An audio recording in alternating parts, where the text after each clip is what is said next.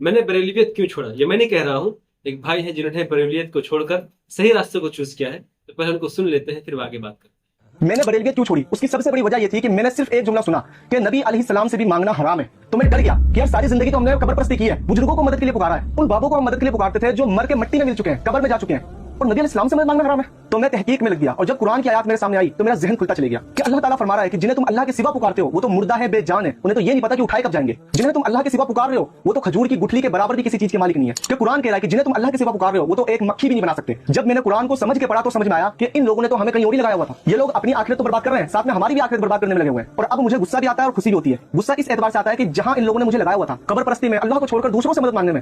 اگر اس حالت میں مر جاتا تو میری تو آخرت برباد تھی۔ اور خوشی اس اعتبار سے کہ اللہ کا فضل ہوا کہ اللہ تعالیٰ نے مجھے ہدایت دی، الحمدللہ اللہ کا فضل ہے کہ اللہ تعالیٰ نے مجھے شیطان کے راستے سے ہٹا کر سیدھے راستے پر لگا دیا۔ اللہ تعالیٰ تمام مسلمانوں کو ہدایت دے جس طرح مجھے ہدایت دی۔ دیکھا دوستو آپ لوگوں نے کہ کس طرح سے لوگوں کو گمراہ کیا جاتا ہے، کس طرح سے لوگوں کو صحیح راستے سے بھٹکایا جاتا ہے،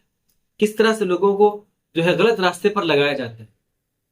اب واضح طور پر قرآن میں حدیث میں ہر چیز موجود ہے، لیکن یہ لوگ قرآن اور حدیث کے پاس جانے تک نہیں دیں گے۔ ہم جو کہہ دیں اسی کو ماننا ہے، لیکن دیکھیے کہ اس نے خود تھوڑی سی کوشش کی حدیث کو سمجھنے کی، حدیث کو پڑھنے کی، قرآن کو پڑھنے کی، اور اسے ہدایت ملی۔ الف لام میم ذالک الکتاب لا ریب فیہ ھدی للمتقین،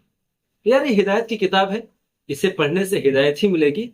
لیکن اب جن لوگوں کے دل میں ہدایت کی خواہش ہی نہیں، وہ ہدایت کیسے مل سکتی؟